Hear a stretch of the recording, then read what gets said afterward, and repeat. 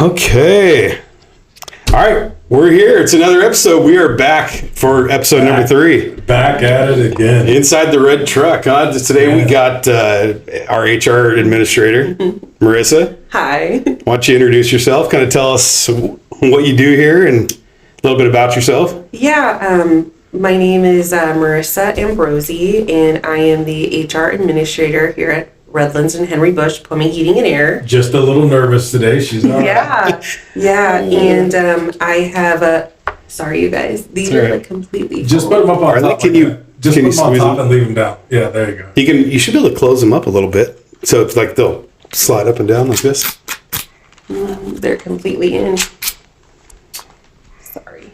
Weird. It's okay. Not working. We can edit that stuff. Are you okay? You good? Yeah, they were falling. So Let's start over. Okay. I'll just kick it off again. Okay, guys, we're back. It's episode 3 inside the red truck. Welcome back, everybody. Episode 3. I know, it's crazy. With Marissa Ambrosi today. What's up, Marissa? How you doing today? I'm doing good. Starting strong on a Monday. Yep, good on Mondays. Yeah. We're excited. Episode number 3. We had one of our field supervisors in last time. We had Noah Gonzalez in. That was awesome. Obviously, me and Mikey are back at it again, and today we're celebrating Marissa and Marissa's contribution to the team. Marissa, why don't you give us, a 2 to 3 minute little synopsis of what do you do, what's your title, what do you do here, all that kind of good stuff. Let's make sure it's 3 minutes exactly, okay? I got the counter ready. Go. Well, my name is Marissa Ambrosi. I'm the HR administrator at the company. I just celebrated my 5 years. Whoa, whoop, whoop. So definitely a good milestone. 5 years. I've worn many hats through the 5 years, but finally got me to the right seat, I feel like, at the company. Yeah. So day to day, I help manage payroll, onboarding, employee benefits, and I have a long list of projects that I'm working on. It's a never-ending thing. It is never-ending. Well, that's the one thing about employee-related jobs, right? It just never ends. There's always something new to do, and yes, it keeps it exciting. It's never not a challenge, but it's a good thing to be challenged. I wouldn't want it any other way. Yeah, so I want to hit something that you said there, Marissa, because I think it's a real key to Tyler's success here at Redlands Plumbing as the owner. Definitely something that we see on a daily basis. Something that you said I think is so key to why this shop functions in such a good way is you said they got me into the right seat. And right seat is it's a term that we use consistently here around the shop. I don't know if it's a term. And the right seat means that, hey, you know what, people can do a lot of different jobs. Marshall I can be a manager, I can be a janitor, I can be a laborer, but there is a seat where my skills, my talent are going to operate best for Redlands Plumbing. And Marissa, tell us a little bit more about that. What was it like to find that right seat for you? Well, it took some time just to kind of go back to like my journey. I got my first office job back in 2016, and my job at that time consisted of like project coordination, and that is what I started off doing here at Redlands Plumbing. what did that entail? What kind of stuff were you working on? So in our construction division here, that would entail contracts, getting insurances, managing the billing with the general contractors, Gotcha. which is very different than our service division and how their billing works. So I pretty much focused on construction coordination for about 7 years.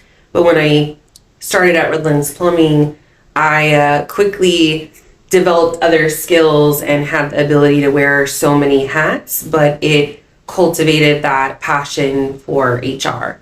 And when I say HR, I just mean serving employees. Mm-hmm. So let's dive into that a little bit, because serving, we talk a lot about that here in this company, right? We talk about attitude of gratitude, attitude of servitude. Tell me a little bit about what is it that you think is special about what you bring from your past outside the industry that we're currently in. What did that allow you to bring to the company, just your past experience that allows you to contribute into the role you're in now? Well, in my prior role, I really developed, time management and being able to switch gears a lot. Organization. I have a better understanding at the way processes actually work, so I can see things, from start to finish and put myself in other shoes because I've been able to work so many different roles. Probably helps having that experience, all these different parts of pieces that you got to bring together, right? And help you with your job that you're doing now. Well, I know I can speak for myself. I can't tell you how many times I've knocked on your door and you're in the middle of a project, and here I am throwing another project, because that's the way employee issues work, right? They're very time sensitive.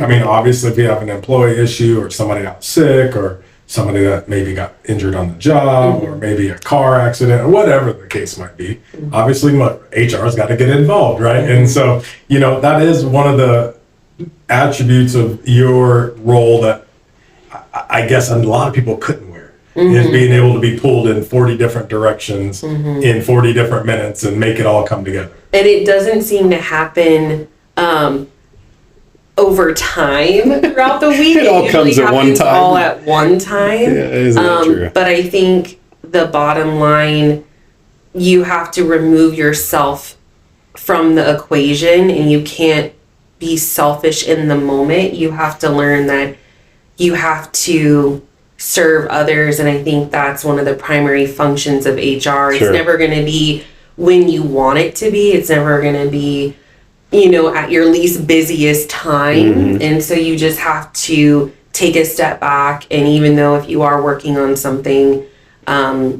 you have to learn that those around you you're here to serve them, and ultimately that helps cultivate a relationship with them. It builds the trust, and I think that's more important than any project that I'm in the middle of.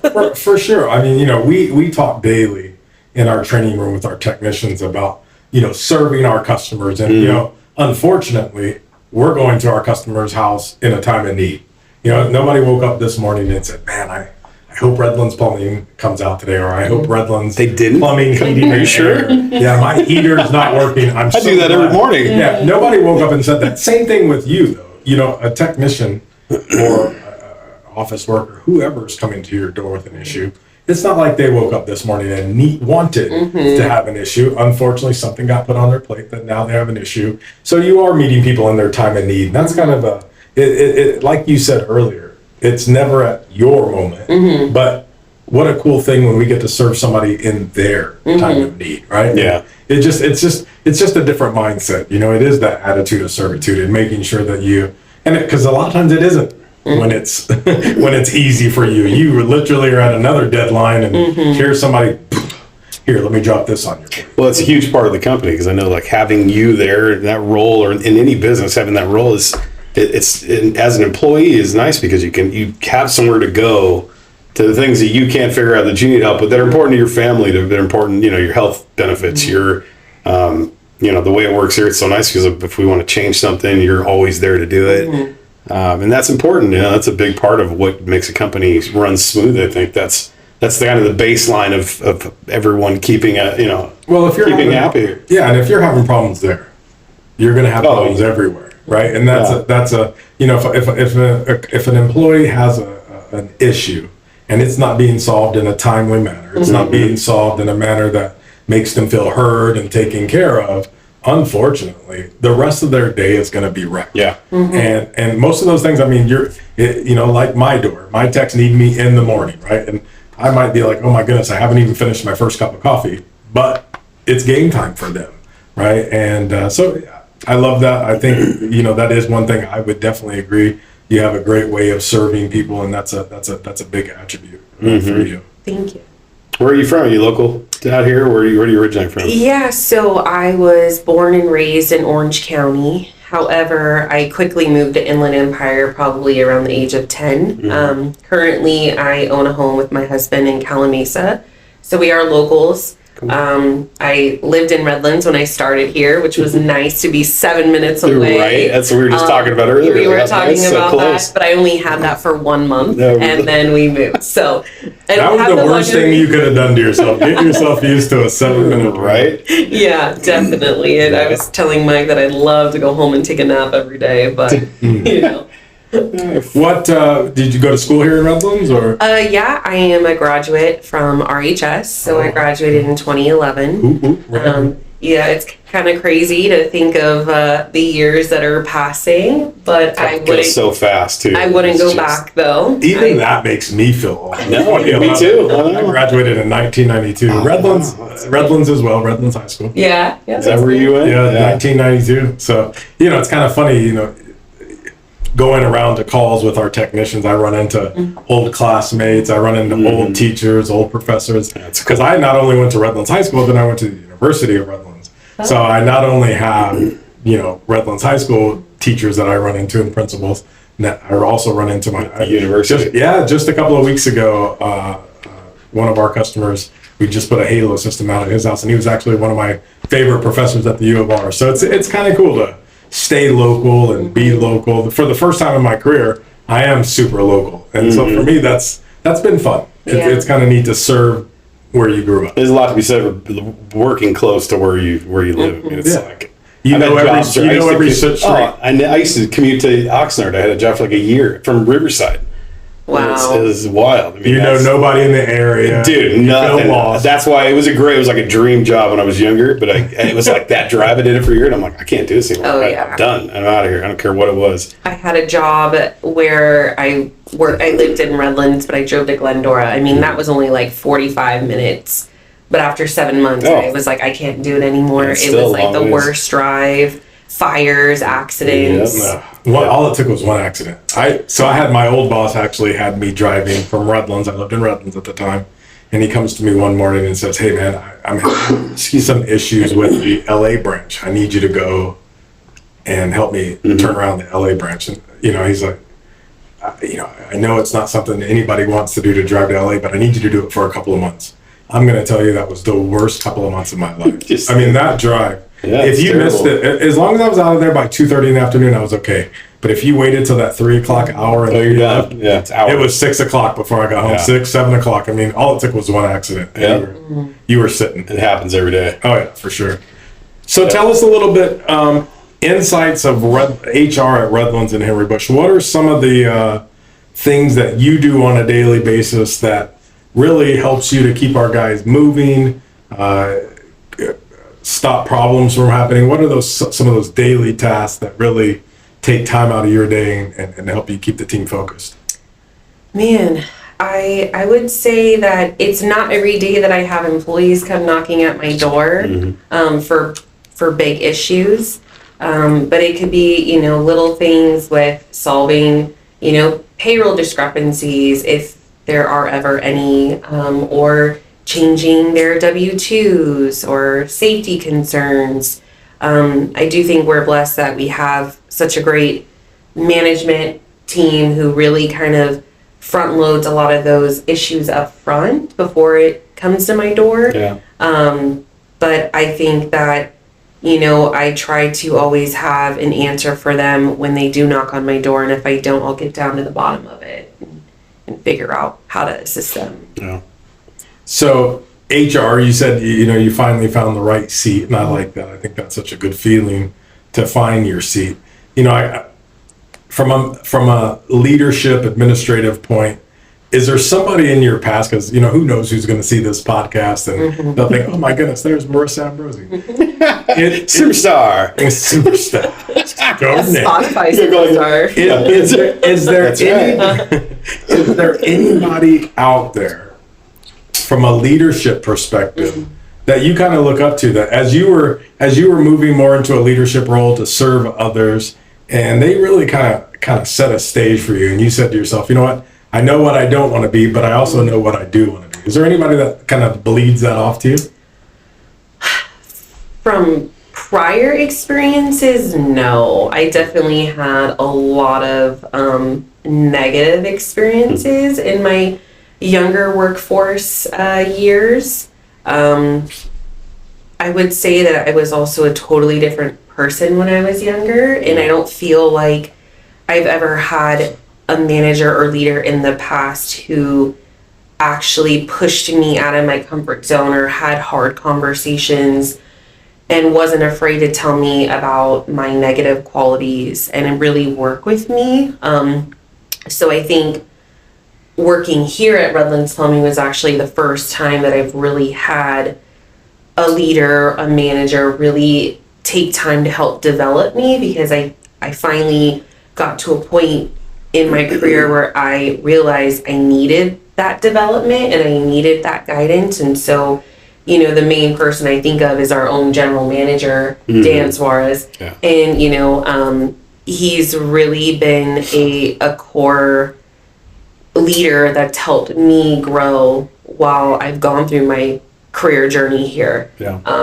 You know, it's not always rainbows and sunshines. Even though I'm HR, I wasn't always HR. And even though I am HR, I still need that guidance. I still need to be held accountable.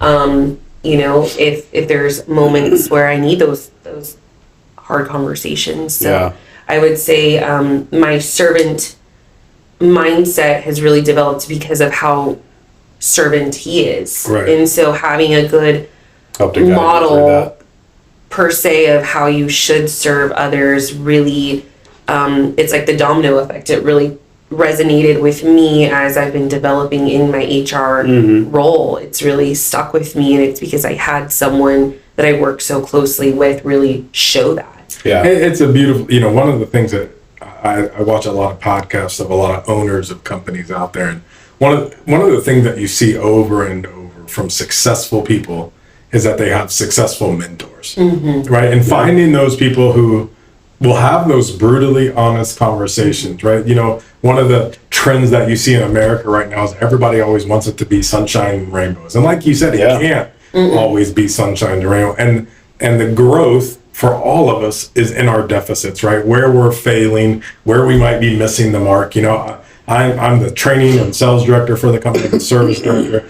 There's tons of things I miss. That's just, I'm human. I'm going to have my moments of failure. And when we have those, to have those people around us that will kind of pull us in and do it with grace and do it with nice skill, but do it honestly.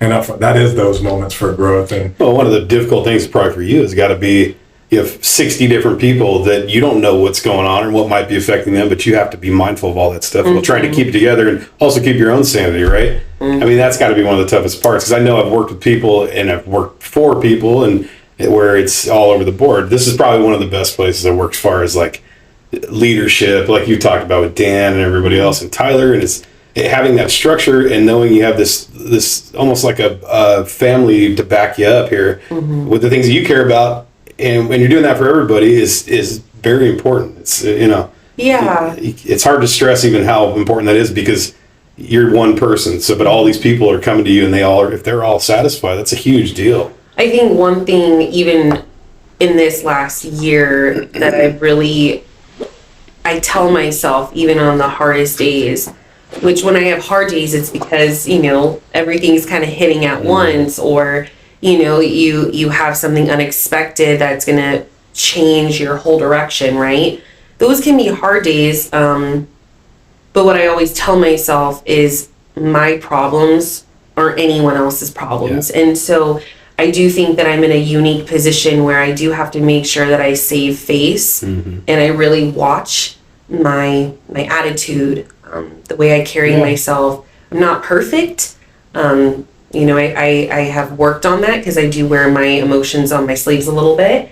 But what I tell myself over and over is like, my problems aren't their problems. So I can't project because I'm here to serve them and really keep that clarity mindset and just make it happen. And I think that's an important thing. So you said you were glad when you found your right seat. So one of the questions I'll ask you is, was there that aha moment where you said, this is what I'm really destined to do? I would say there was an aha moment, but it was really a place I had to get to mentally myself. I had been here for several years wearing two different hats, almost two different paths. I was doing the construction coordination and also HR, not to the level I am doing now, I want to note that this role became a designated role when I actually took it over. So prior to me, there was didn't no even exist before. Wow. it didn't exist before. So we just How many years ago was that?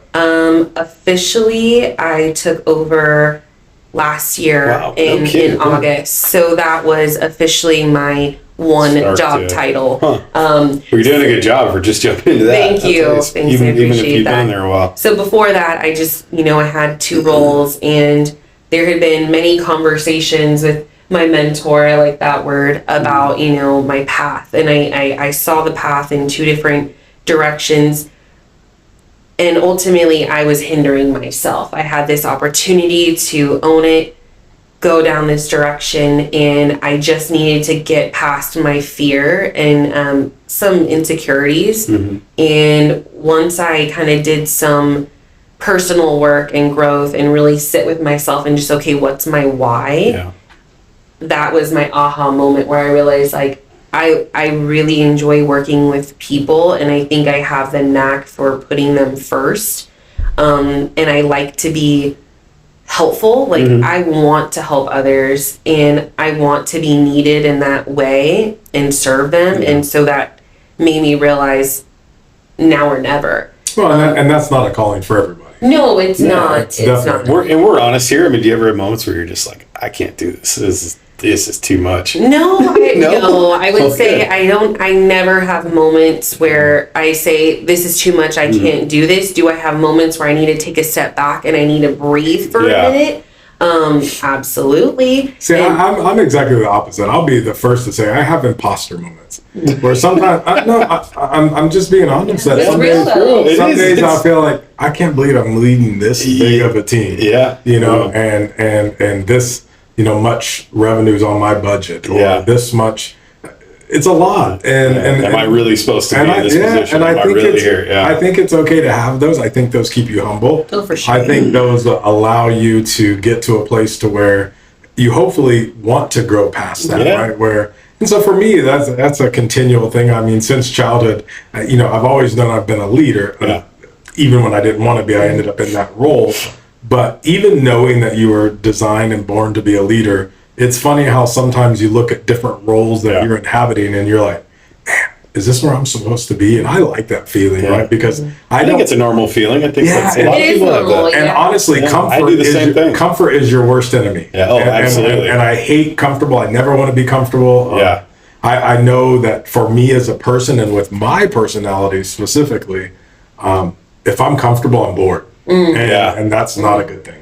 Complacency is not my friend. But it's true. It's like, I mean, we're doing a podcast right now. Like, one of the things that, whether you get as comfortable as you get with it or not, it's like, I know we've talked about this. It's something that you nerve-wracking. I have this, like, before things happen, I get really nervous, like, oh God. And then once I get into it, then I'm like, oh, cool, no big deal. And I love doing it. But it's like that. You just got to step out and go, this is it. I got to do it. It's fun and it's worth it, Out of my comfort It's zone. totally I don't like the spotlight. I don't like the attention. But it's funny how once you get going, it just gets, it's with anything in life. Once you get going, if you really just keep trying new things, it levels out for you a little bit. It's funny. I try to convince that through my kids, right? Hey, listen, kids, it gets boring. And kids, all of us, we want consistency. Yeah, sure. Consistency is a good thing for most people. I think probably 90% of people want that consistent day, that consistent life.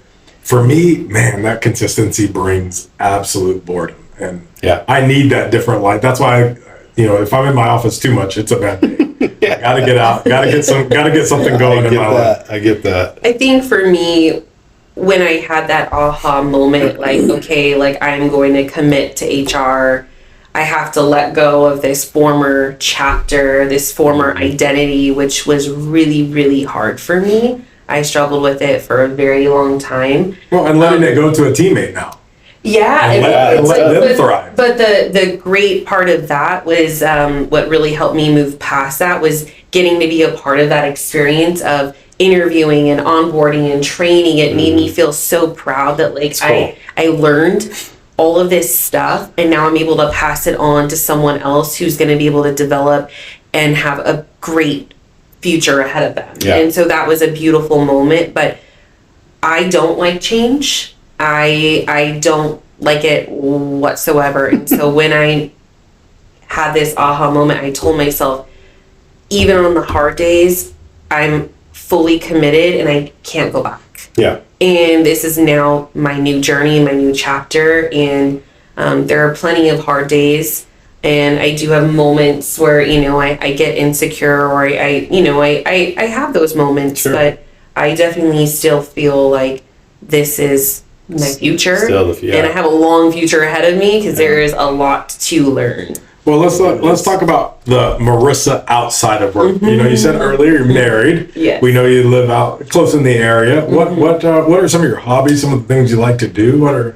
What is the Marissa away from Redlands Plumbing like? Well, yeah, definitely. I do think Marissa away from here is probably a little more relaxed, a little more, just really enjoying adulthood. Like we talked about high school and we reminisced a little bit, and I would never want to go back just because I really enjoy adulthood. I enjoy, being with my husband. We're celebrating 10 years this year. So it's huge. We're planning a trip to Switzerland right now for our anniversary. Cool. So, hobby wise, I enjoy traveling. I love traveling. Every January 1st, I'm, ready to plan the next trip for the year. We built a garden this year, so I'm getting into that as a hobby. I know you're a dog person. I am a dog person. I have 3 large dogs. She almost won the dog contest. I almost won. Right. Well, it was Who did win that? Ewan won it. Ewan. 1,800 votes. We were so close. Oh. I was off by like 700 votes. Yeah. But it's okay. It's still a lot. You got, 1,200 or 1,100 or something? Yeah, it was about 1,100. It was a lot. So close. But honestly, I just enjoy, being with my husband,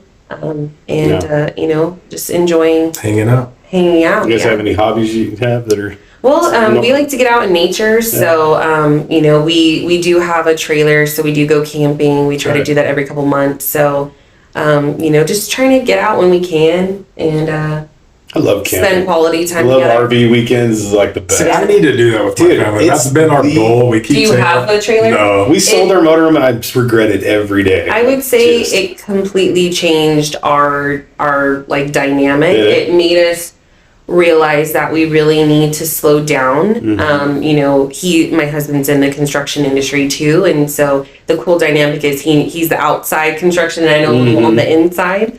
But when you work and then you get to the weekends and you work some more and you have to cook, you have to clean, you have to grocery, it just becomes a little redundant. And so having the trailer really like made us realize you're not going back in age, you're just getting older. And so, to sit down and watch the fire or do a puzzle or go on a walk or stargaze. There's something about being out when you're camping and like just that it moment. Changes it. Yeah, you're just sitting outside and there's nothing going on except a bonfire or whatever, and it's just something about it. It's like it's peaceful. It's the best, yeah. It's peaceful. You can totally disconnect. I think is what it is. You're That's away from exactly. everything. That's my wife. So I've taken my wife tent camping a couple of times. You did, and I can tell you, my wife is not a tent camper. Mine will not do that either. She's not a tent camper. She has told me, Marshall, that can't. There's a big tent. There's a big box in my garage right now that's a tent, right? And she tells me, you might as well throw it away. Yeah, it's never getting used again. Unless you and the kids are using the backyard. Yeah, that's the end of that. It's never getting used. I was down for tent camping until 2 years ago. We went to Mammoth, and multiple of our coworkers told me, "Oh, Mammoth, you're going to see bears. You're going to see bears. You're going to." And sure enough, we saw bears in the campsite right next to us.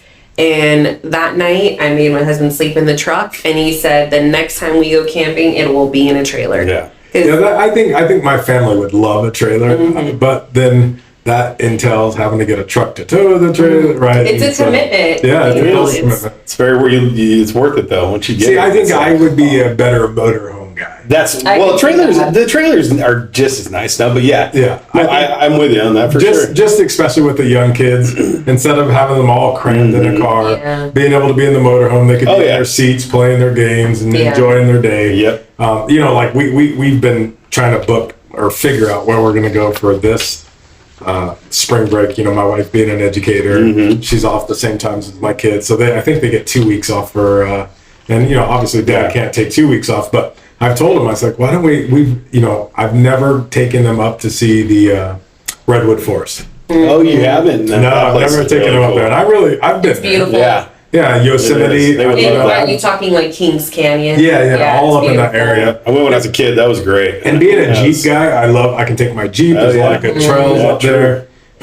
We've just never done it. And, I've been trying to talk to them about that. And they're all down, but my wife's like, well, maybe we could rent. You know how you can rent cabins up there. Well, no, but you can rent motorhomes too. Motorhomes. Oh, yeah. But I looked into that the other day. You talk about pricey. It is. It's not cheap. We rented one time for Pechanga. It was a fifth wheel. It was a big one though. It was expensive, but it was. As after we sold the RV, I'm like, no, you're right. That's true.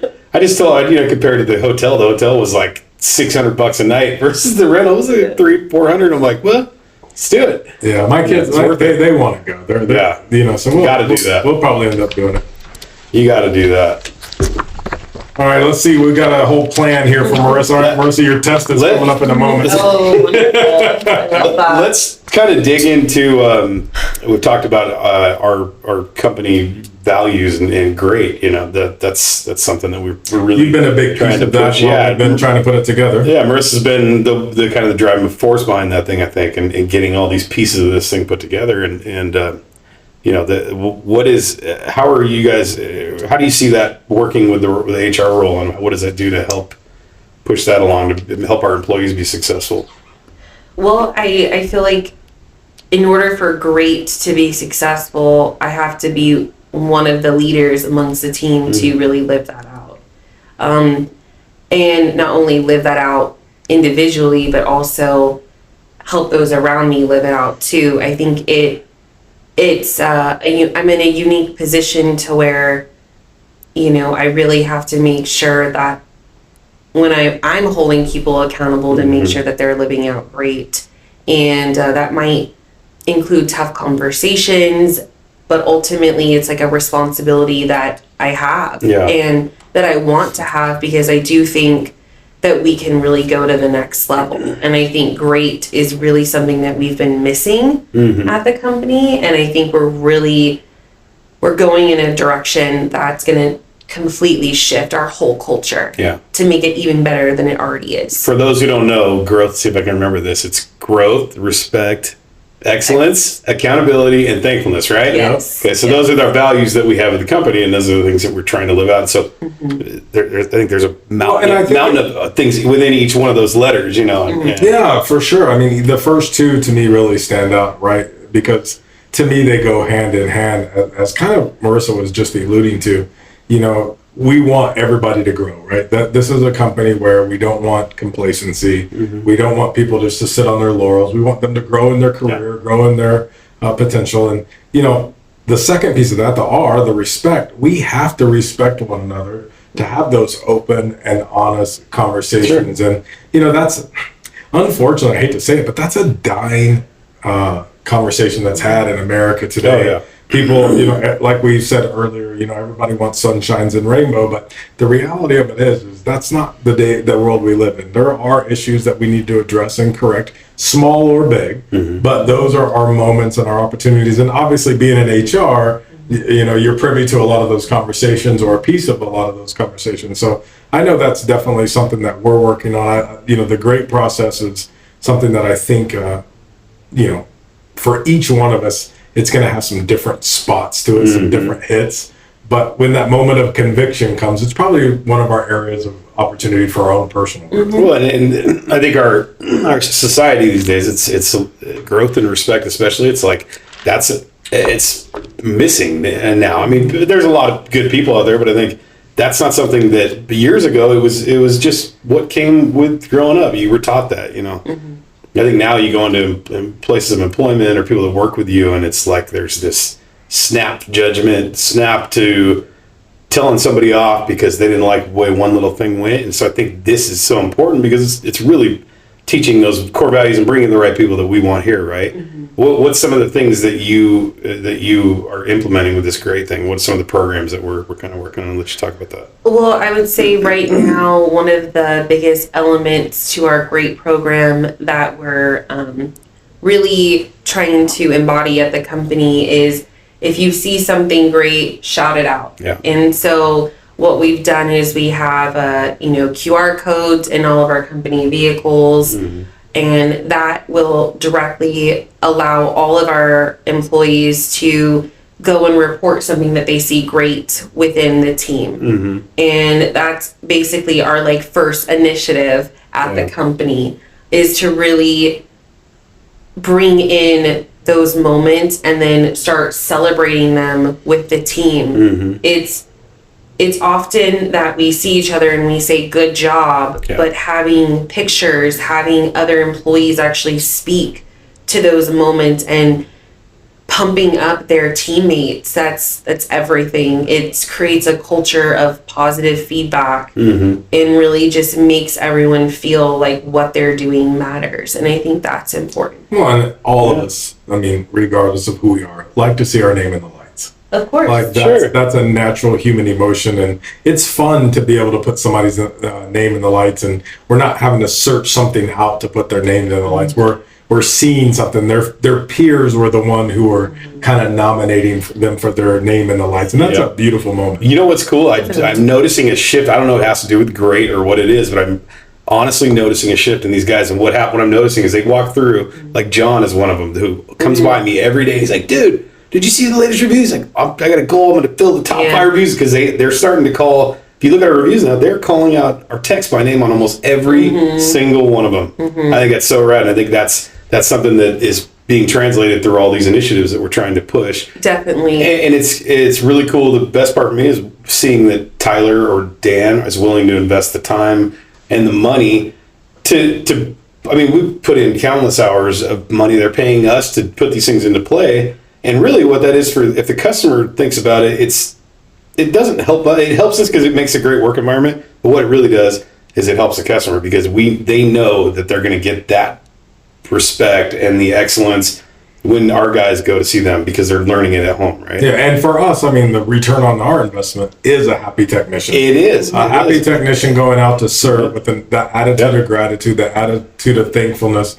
You know, it's easy for us to say those words, but when our technicians know that they're going to be recognized for those things, because what gets recognized and it gets improved, right? If people know that, hey, you know, it's not just a thankless job, you know, Tyler, Dan, Marshall, you know, all the management and the team, you know, they're going to reward, and that recognition it's not a monetary thing. No. It's just a matter of, hey, thank you for doing the job that you were sent to do. Yeah, it makes it feel good. It feels good, man. We It's all recognizing them. Yeah, it's the small little things. And I think, you know, you can think of probably a handful of companies where you might just clock in, clock out, and you don't really get recognized for the work that you're putting in.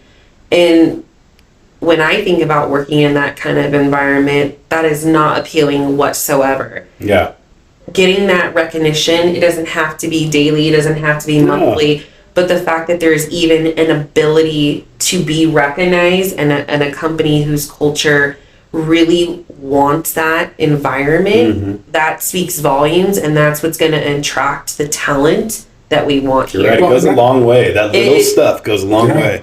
Employee of the Month program, or just saying thank you. Like that stuff, I know for me personally, it goes so far with me. Well, I've never been somewhere where somebody's been, an owner or the management has been so open to like saying, hey, way to go, man. Good job. It's really, really big deal. And one thing I wanted to also bring up that I really like about our culture about reviews. I never hear our employees say, oh, did you see this review? Like, oh yeah, like I sold, you know, this job and this customer like loved it. Like it's never driven by like bragging rights. No. It's always driven by like, I really served my client well, and look at this review that they left. It's almost like it's feeling proud of where you work, but also yourself, because of you're living out great and you're actually providing the service that our clients deserve. I think our guys love knowing they made somebody happy, or that someone walked away feeling good about a big investment. That's the driver for them, is that they really care about doing their work. I agree. With the GREAT acronym and living that out. Yeah, and that's why I love the GREAT acronym. Like I said earlier, you know, it's going to be different for everybody, right? Like, you know, some of us have internal roles and some of us have external roles, right? But no matter whether your role is internal or external, mine's a mixture of both, right? I am customer facing in some parts of my job, and some of it's internal facing. And, the piece I love about it is, like growth for a second. When I'm thinking of growth, I'm not only thinking of personal growth, but I'm thinking of growth for my team, right? My job as a manager is to help manage those expectations, set and plant those seeds for growth. When I think of respect, am I respecting if I'm out with one of our customers, am I respecting their home, their property, all those things? But my internal side of it is, am I respecting my guys enough to have those hard conversations? Am I respecting my guys enough to, hey, when I see a moment of failure, even though it's a difficult conversation, are we having that conversation? When I'm thinking about excellence, that's inside and outside. Am I training our guys to a proper standard? Am I making sure to hold them accountable to that? When I'm thinking about, accountability, I mean, again, that kind of goes more of an internal look for me, and am I holding myself and my team accountable? And then that thankfulness, where on the external side, obviously we're always thankful for our customers. We're thankful for the trust that they put into us to allow us into their home, to fix them and work with them in that time of need. But then also for us on the inside, that internal side of that thankfulness is being thankful for our technicians, being thankful that they come to work each day, that they put that time and that effort, that their family allows them, because working for a service company is not an easy job. These guys are on call, there's late nights, there's a lot to working for a service company, and just being thankful that they take that time and that effort, and then rewarding them for those things. We've got one of the big things for this year, we had it this year and we had it last year. We have our guys going to the PHCC school, and Plumbing and Heating Cooling Contractors of America. And last year, Noah, the gentleman that was on our last podcast, was the apprentice of the year. So out of all these students all over Southern California, Noah was the apprentice of the year. Come this year, Jorge Estrada, who's also one of our technicians, out of all the people going to the PHCC, out of the hundreds and hundreds, if I don't know how many people going to that school, Jorge Estrada, another Redlands. Pretty amazing, dude. 2 years in a row. It speaks a lot about what's going on here. It does, and as kind of the old man in that department, hey, I'm 50. Yeah, as the old man, as the leader of that department, I tell you, it is a proud papa moment. It is a moment where you go, man, I love to see what's going on with this team. It's a beautiful thing. We strive for it every day, but I mean, think of how many hundreds of training rooms there are around this Southern California area, but this training room sent two of the top, and then even in our, because I don't want to miss out on them. I'm blanking on the name at this moment, but even on the other side of our business, on our new construction side, there's a national. They go to regional first, and then all the way up to nationals. And we had Jesus did it. Yeah. Jesus, again, this little bitty old shop in Redlands, California, had one of the top guys. Yeah. He won here in Southern California, got to go all the way to Florida. Nationals in Florida on the plumbing or on the ABC contest. And I think there he placed second, if I'm correct. Yeah, second. Mm-hmm. So how cool is that? Second in the whole United States. And I just, those are things that really live out that great moment. Both, all those, those three gentlemen, they're living out that great on a daily basis. And so people that are coming into this place, let's say they want guys that are listening here and say, hey, I want to be in a service company. Mm-hmm. What do you think are the most important things to be able to express, or the kind of people that we look for, if to come in and do to fit our family? What's your most important aspects of a person? What's their value? What's their what kind of qualities? Yeah, what qualities are you looking for in a employee? Yeah. I mean, what's the most important part? Is it yours? Do you think that it's the skills they have, or do you think that can be taught, or do you think it's the person, or what's your thoughts on that? To be on the technical side, I think it always depends on the position that we're looking to hire. Sometimes it might call for someone who has a skill. If we're looking for a lead HVAC installer, then the skill is top of the list. But at the end of the day, no matter who's interviewing, they have to have key skills, and that's critical, because that can completely change our culture. And so having someone who's open to change, who's a team player, who is wanting to grow, doesn't want that stagnant career. Those are things that I think we should want for every single person that gets added to the team. Yeah. Well, yeah, and I can definitely tell you, as one of the hiring managers, it's really sad, because I will tell you, there's a lot of guys that knock on these doors that have the technical ability, but unfortunately, we don't see them as a fit for this company. Yeah, and it makes it really difficult. I'll be the first to admit that. But the thing is, Tyler, myself, Dan, Wes, Justin, we can never. We have to be culture protectors first. Sure. Yeah. Because we've worked really hard to get us. I mean, I've been here almost 7 years now, and we've worked really hard to get this culture to a certain place.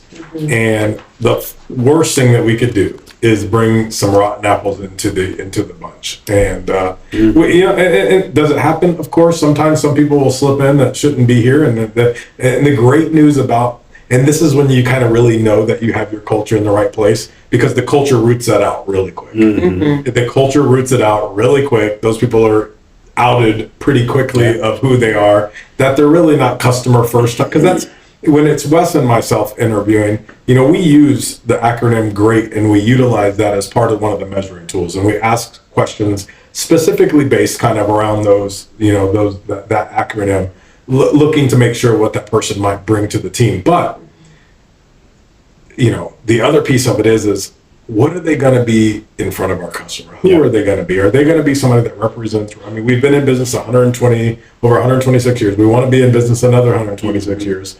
What's going to be the best focus to get us there? And not everybody meets that, unfortunately. Yeah. And so it's a great thing, and it's a painful thing all at the same time. Integrity and honesty is, and being a people person, I think is huge. I think just being positive too. Yeah, you're right.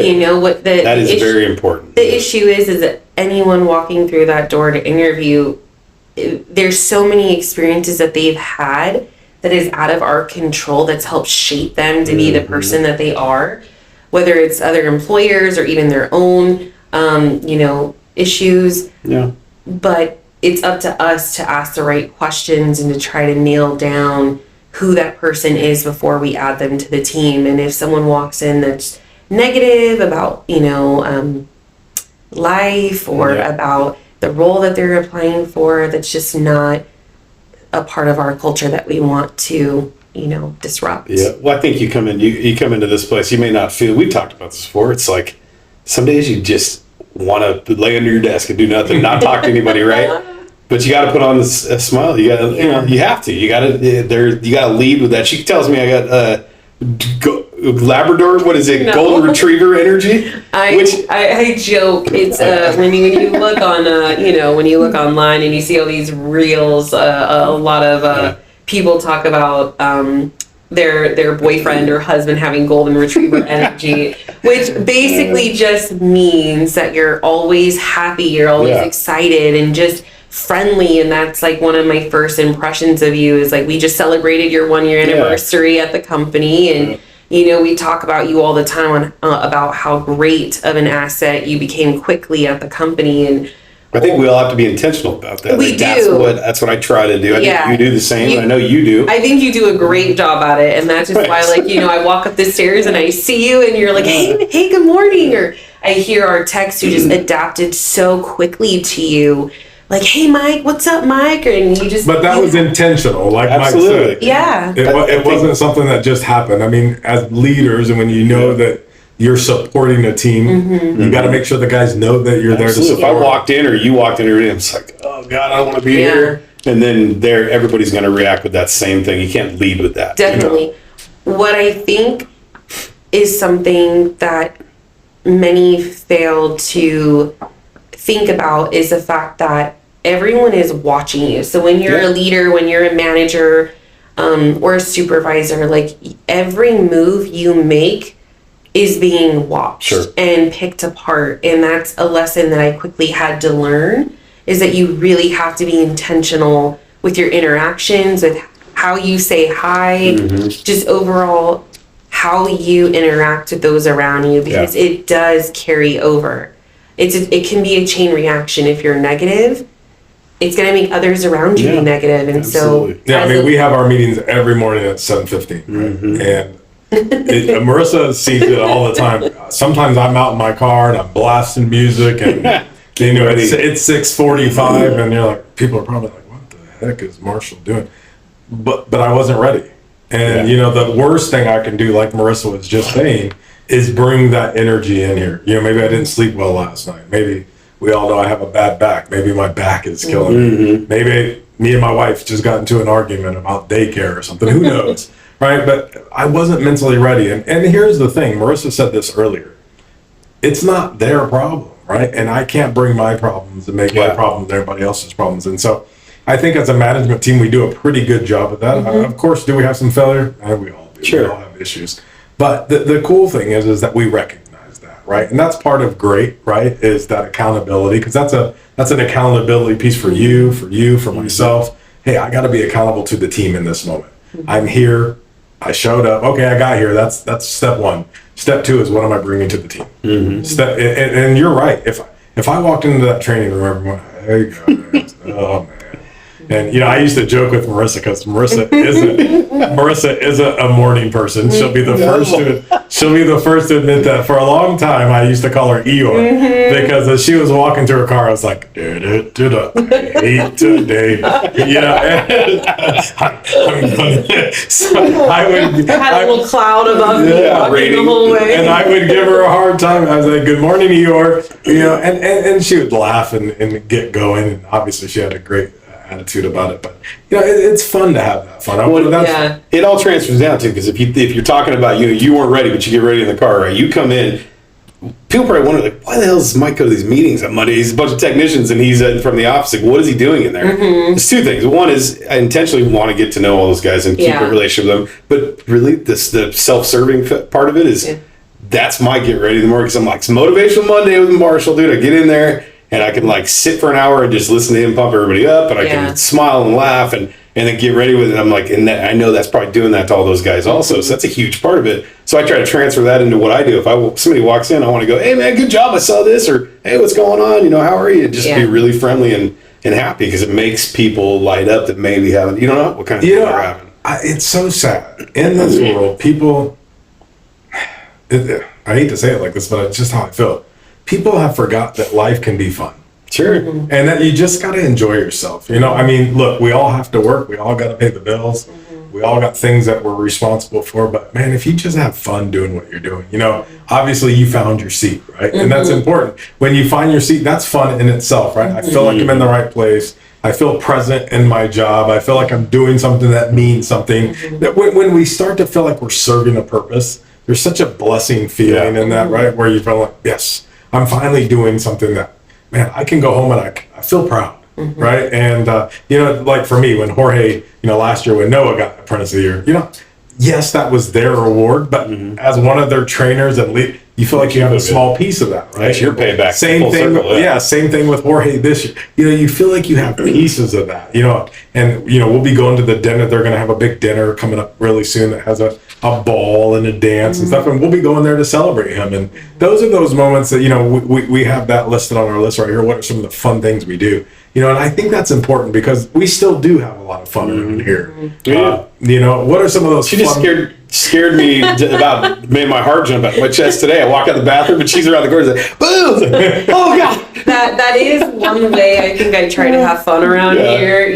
Whether it's Mike or Dan or even the CSRs, I tend to always be at the right spot at the right time when someone's coming out of the bathroom. And hey, I take those opportunities because it makes me laugh, but it also makes those around me laugh. It breaks up your day and makes it fun. That's the stuff. Nobody wants to sit at their desk all day and not interact with anybody. Whatever that is. I definitely appreciate those moments, because it breaks up the the monotony of sitting in my office all day. Sure. And also it just like continues to build those working relationships, which I value. What are some of those fun things we do? I know we do like a costume contest on Yeah, we Halloween. do a costume contest. We just did the dog voting contest, the favorite pet in the office. What's some other ones we did? My dogs are ugly all sweater. Yeah, month. we did for the first time we did ugly Christmas sweaters, fun. which was really fun. You know, I just thought of one in my head. We got to do it. What? Let me write down. Hold on. We have to have an office day. What do you mean? The TV show, The Office. Well, I'm Michael Scott, so I'm taking that one. Where we You are Michael Scott. where we all come dressed as our favorite characters. I really like that idea. My wife would love that. My wife, I love that my idea. wife is. So I never watched The Office. Full disclosure, I never watched. I haven't either. My wife and I got married, and after my wife and I got married, she introduced me to that show.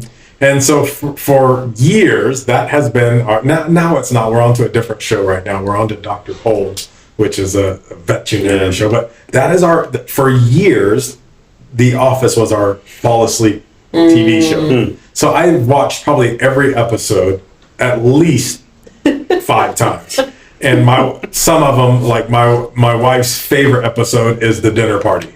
So it's the dinner party at Jan and Michael's apartment, and His little TV. his yes. And I can quote that one, and it drives me nuts. But that would be such That would be. tell me that would not be a fun day. Really to funny. to see who everybody identifies with. I love that. Just surprised. No, Yeah, tell no, who's, yeah. who's doing what. Don't tell anybody. Just show up in your favorite Office character. I That's like that. funny. Any exciting or weird stories from any new hires or anyone that you've encountered that didn't quite fit? That you can put on a podcast. Yeah, that I You don't have to say any that I can names. disclose because Yeah. we're Spotify Yeah, famous. we'll just call him John or Steve or whatever. Yeah. No, I feel like I have not had any unusual circumstances. I've been very blessed thus far for everyone that we've hired or onboarding. I can tell you my weirdest one. Yeah, I've never had anything weird. So I used to run a staffing company. That was my original life out of the military. So hiring was a huge part of it. I mean, at least 10 to 15 different people would come into your office on a daily basis. And the weirdest one is I had a guy want to describe to me and tell me the complete reason he stabbed his ex-wife and went to prison. Oh, Now, and you want to talk about being completely uncomfortable inside a closed room with somebody can we open that? yeah, with somebody who's telling you, well, I want to tell you the story because I think if you just know the story, you'll understand. You'll And know I- me better. And I just Were you interviewing? I was interviewing them, so the girls would have the everybody fill out the application. If we were construction staffing, so we had plenty of people that had went to jail or think that was a kind of a normal thing. Yeah. But this guy was a little bit quirky, and we had this room off of the main room that had one window and then a desk and 2 chairs in it. And so I would sit on this side, that person would sit on this side. And what we were looking for in those moments were we were looking for what job would fit best for them, which one of our contractors might be the right fit for them. And then this guy, as I'm rolling through his application, page 2 was, have you been convicted of a felony? If so, and so when I saw it, he said yes, and then he put in the comment section, please ask. so I asked, and I quickly regretted. Guys, I have never wanted to end a interview as quickly as I went. I tell you what, obviously we didn't hire him, and his story was getting weirder and weirder. And finally, I just said, "Sir, unfortunately, I forgot I had a doctor's appointment today. I just got a text, and I was out of there." It was a scary moment. Huh. That was my favorite one. I am thankful that I haven't had anything like that happen. Let's do a couple rapid fire questions for Marissa. Okay. Hit it. Oh. Favorite food in Redlands? So is that favorite restaurant? Sure. Restaurant? Okay, give me a restaurant, then give me food. I would say my favorite restaurant is Finney's Craft House. like that I place. really enjoy their Shout out drinks. Finney's. I know. Yeah. Shout out Sponsorship Finney's.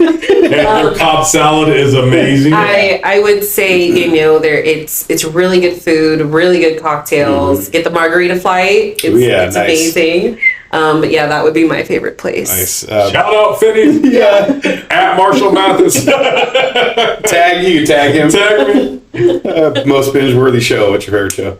I'm gonna say right now it's been Stranger Things. I don't know if either of That's you- pretty good. I binged that a while back. We just finished rewatching the series. My son wants me to watch it. I've never watched it. That's how I started watching. My son got all into it. He's like, "Dad, you gotta watch." I started watching, and then I was. I'm not gonna lie. At first, I didn't think it would be a show that I would actually like. When I think of like 4 young kids, riding bicycles, and there's some sort of creature, or It doesn't sound like. it doesn't sound like something I would want. Like sci-fi isn't really something I would gravitate towards, but it's a really good show. But yeah, so that's the show I would pick. Who's your favorite band? Oh. Do you have a favorite band, a favorite song, or just a favorite band? No, to be honest, I don't have like a favorite band. I'm kind of one of those people where I just turn Like on the everything. music. The mood kind of sets I mean, I would say like genre-wise, I'm like all over the place. I love like folk kind of Nice. music. Do you like yacht rock? No. Love this. My favorite. No, Dude, I Doobie don't- Brothers. Give no. me some of that. I could sit there all day. I enjoy like indie and then Nice. pop, rock, country, A little like bit of everything. just That's cool. whatever I'm a in the weird mood guy. for. What do you like? It's a mood thing. I mean, Just depends on. Yeah, it's funny. I grew up and I loved hip hop. I did too, I was yeah. really into hip hop. My dad, from a young child, we lived in Tucson, Arizona. That was the 80s. The early 80s was, I was 6. I never forget driving around town. Back then, you could ride in the back of a truck, right? Yeah, So my dad would have that door, that little window sliding open. door. And we'd be listening to Hank Williams Jr. Nice, dude. Yeah, I grew up listening to that too. So, it's kind of funny. I'm a mood based guy. Like when I'm kind of in that retro mood, wanting to kind of think about my dad or think about my family, country always kicks in. When I'm wanting to Brings work back out, those- when I'm wanting to work out, it's hip hop. I'm wanting to get a little. And lately, on my spiritual journey, I've actually been doing a ton of just listening to 107.9. Oh, cool. Just listening Christian to rock station, right? No, it's just Christian talk Is station. it? Oh, cool. And so I've kind of been fasting from music and just doing more learning and trying to get more into the learning. Very cool. What Awesome. one thing you'd bring to a deserted island? One thing I would bring to a deserted island, my husband. No, I- item. Item? Yeah, He's my an wife can't item. stuff He's him in an the bag. item. That kind of makes me mad. He 'Cause I is think an- my wife would say no to the husband. He is like what would help me survive. Poor Dylan, she tells me, she goes, "Yeah, he's got a week off, so I'm going to go and just make sure he has a lot to do." I'm like, oh. That is But- I was going to everyone. call him and tell him, let's go on vacation, dude. But if I had to bring an item, my husband's trained me well, so it would probably be either a knife or matches. But probably a knife. See, this tells you how much of a chubby I am because I heard that question. Twinkies or something? No, I heard that question. I heard that question as, "What would you bring to dessert island?" To a desert I was thinking island. banana pudding. A spoon? I need a spoon ready to eat? That's funny. Okay, and finally, one HR myth you'd like to bust, or is there any? One myth? What myths have you guys heard know, about like HR? That it's the greatest job ever. Oh. You know what's funny? I'm just kidding. I'll be honest with you. My wife would tell you this, and it's kind of sad. And I don't know if it's a myth, but for me, and you definitely do break this mold, so I'm glad to say that. I've had a history of HR people who don't care about people. Yeah, that's true. And That's true. it's kind of sad. My wife always laughs about that. She's like, it's counterintuitive. They're supposed to be the most caring, but yet they're the least caring. And I tell her, I say, sometimes they've been doing it 20 years. And I think sometimes after 20 years of hearing everybody's story, look, all of us in management can kind of say, I've heard everything once and most things 10 times. Yeah. Right. You've heard every excuse. And so, you know, I get it and I understand that. I love what you said earlier that, you know, hey, my job is to be here for these people, to listen, to understand, to not make judgment. And that's key. And I think fundamental to that position, because sometimes you're looking at somebody and you're like, I don't know.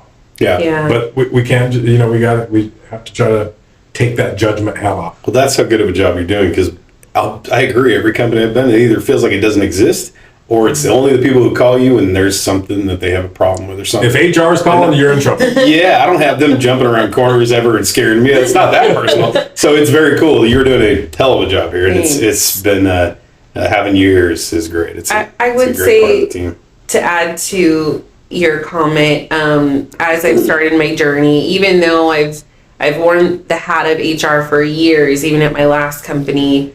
Once I went down this path, I started following, you know, HR podcasts. I started following HR channels like on LinkedIn, just because I want to try to continue my education and see what other HR professionals are talking about. And one thing that they talk about a lot is the fact that, like, overall majority employees feel like HR doesn't care. Yeah, that's really like a huge consensus across organizations. And I think someone like me, who's like a young adult, I'm a young professional, rising in the HR industry, you know, I haven't had those years of experience I've heard every little thing. And so for me right now, I'm still like young and eager, and I'm taking everything that comes my way with grace. But I think for me, it's like my mindset, and I wouldn't want to be in a role like HR if I didn't care, if I didn't really want to help people,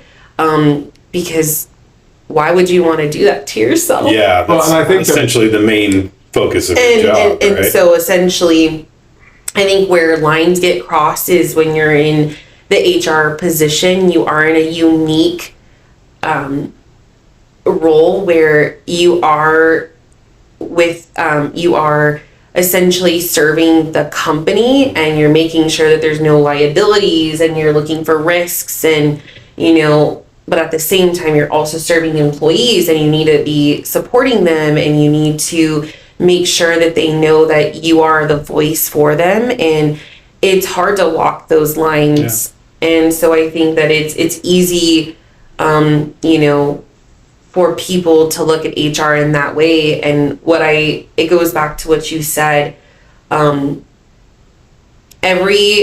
moment you spend with those around you, you're like investing in their respect. You're investing in their trust. And all it takes is one moment to lose that. And it happens. I'm human. We're all human. But I think that it's just about maintaining our employees' experience here, and that's something that I really want to uphold because it's important to me and I actually care, and I think that that's huge. Yeah, and the goal as you move forward in your career, I mean, like you just said, you're young in your career, you know, is making sure that you don't allow don't allow that jaded moment to come into your life, because it comes for all of us, or it attempts to, and then we have to really take that moment and just kind of check ourselves. You know, as a manager, how many times, you know, I heard one of my buddies said it to me the other day. How many times can this guy's grandma die? And the answer is obviously, you know, we don't know. Does he have? He might have step grandpas and grandmas. I mean, we don't know the answer.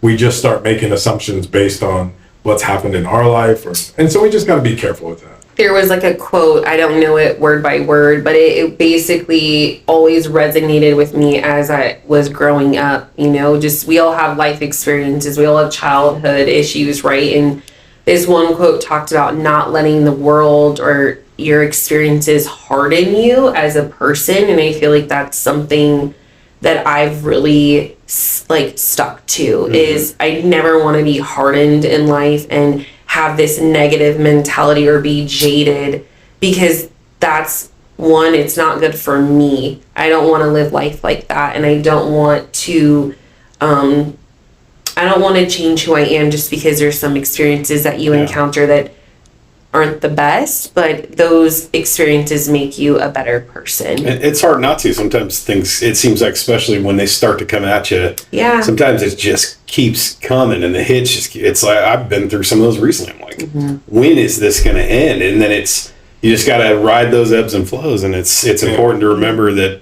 go back in, have a positive attitude with everything in your life. And it just, that's the only way you dig out of that and kind of go, and move on and be successful. That's the funny part is nothing great comes easy. Yeah. And when you realize that in life, when you realize that, what, some work has to go into this, there's going to be some ebbs and flows, there's going to be some ups and downs.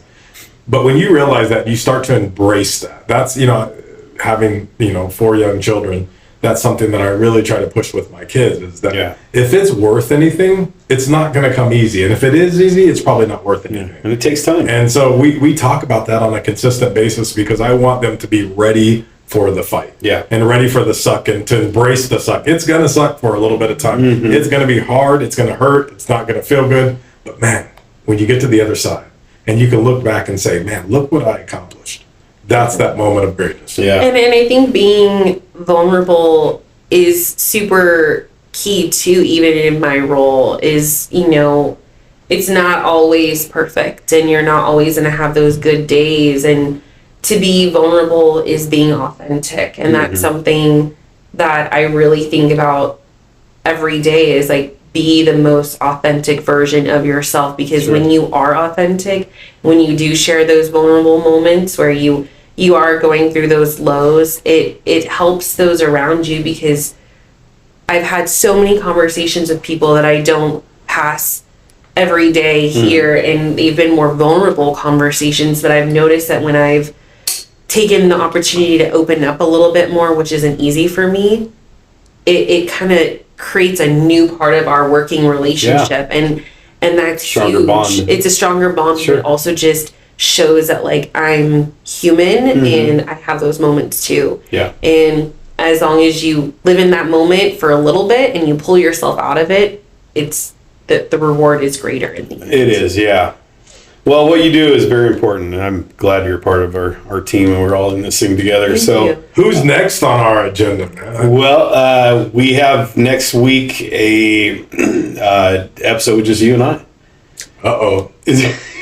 Two ugly guys in the room. We're going to dive in deep, but we got some cool things coming. We're going to have, actually, next month, we have a couple local business owners are going to be in on the show from Wing Zone in Redlands. There you go. And speaking of great, that came directly from one of our technicians who was submitting a thing and said, hey, Noah actually did this. So Noah says, hey, I was over there and I just thought these owners were really nice and they were a great conversation. He said, I told them about what we're doing and you guys are doing this podcast. And so he connected the dots, got us together, and so they're all excited to do it. That's awesome. I think it'd be cool to bring the community into this thing. And I love that, right? Because the biggest thing that we try to keep here is we want to be a big company, but we always want to keep that community feel. Yeah. And that's something that I really love.